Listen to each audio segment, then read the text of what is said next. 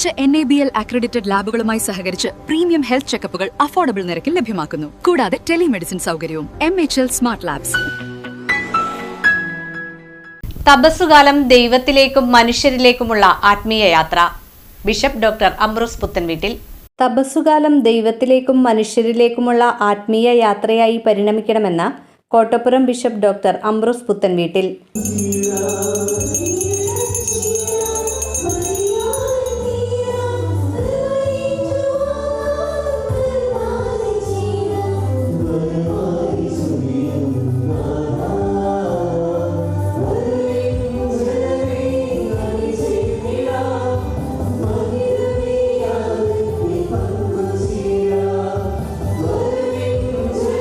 തപസ്സുകാലത്തിന് ആരംഭം കുറിച്ച വിഭൂതി ബുധനാഴ്ചയിൽ Kottappuram saint Michael's കത്തീഡ്രലിൽ അർപ്പിച്ച ദിവ്യബലിയിൽ മുഖ്യ കാർമ്മികത്വം വഹിച്ച് വചന സന്ദേശം നൽകുകയായിരുന്നു ബിഷപ്പ്.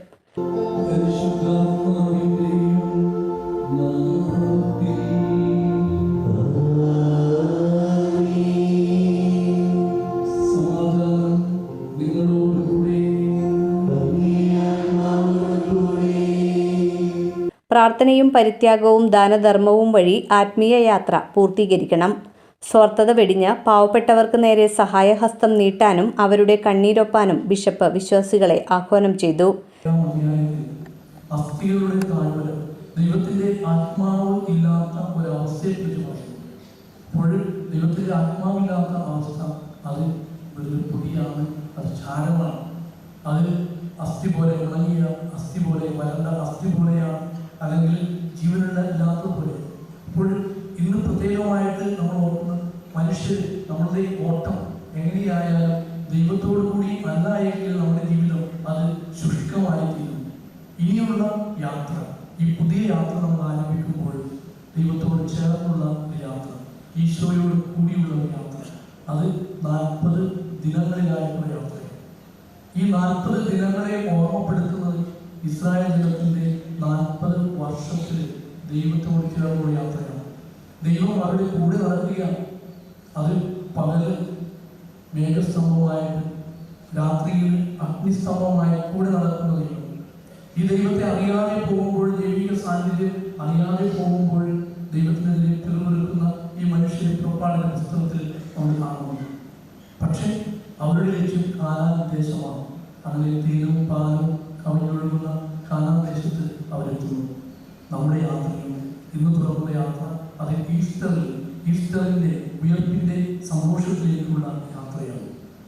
പ്രത്യേകമായിട്ട് തപസ് കാലത്തിന്, നോയമ്പ് കാലത്തിന് തപസ് എന്ന വാക്ക് അത് ചൂടാണ്. ചൂട് എന്നാണ് തപസ്സിന്റെ അർത്ഥം.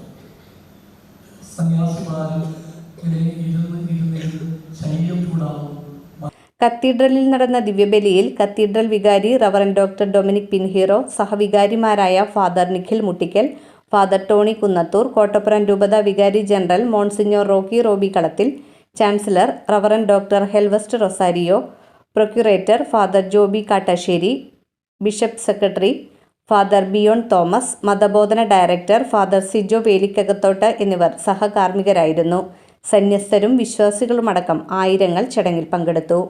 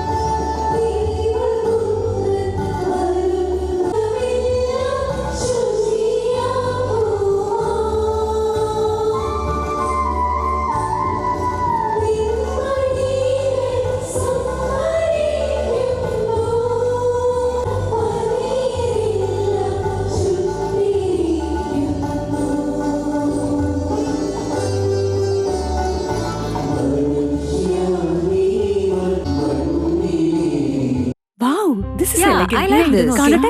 എനിക്കിത് ഇഷ്ടമായി. സാരി സെലക്ഷൻ കഴിഞ്ഞില്ലേ? എത്ര നേരായി? കല്യാണമൊക്കെ അല്ലേ അച്ഛാ? അപ്പോ ഏറ്റവും ബെസ്റ്റ് തന്നെ ആവണ്ടേ? ഇവരെയും കൊണ്ട് കല്യാണ സാരി വാങ്ങാൻ പോകുമ്പോ കാണാം നിങ്ങളുടെ പോക്കറ്റ് കാലിയാവുന്നത്. അത് ഉറപ്പല്ലേ? എന്നാലും ഏറ്റവും ബെസ്റ്റ് തന്നെ വേണം. ശരി ശരി. അങ്കിൾ, പോക്കറ്റ് ഒന്നും കാലിയാവില്ല. ഏറ്റവും എലഗൻ ബെസ്റ്റ് സ്റ്റൈൽ ആൻഡ് ഡിസൈൻസും കിട്ടും. പക്ഷേ സ്വയംവര സിൽക്സിൽ തന്നെ പോണം. അതിന് ഞാൻ ഗ്യാരണ്ടി. സ്വയംവര സിൽക്സ്, മനസ്സിന്റെ തൃപ്തി ഇവിടെയാണ്.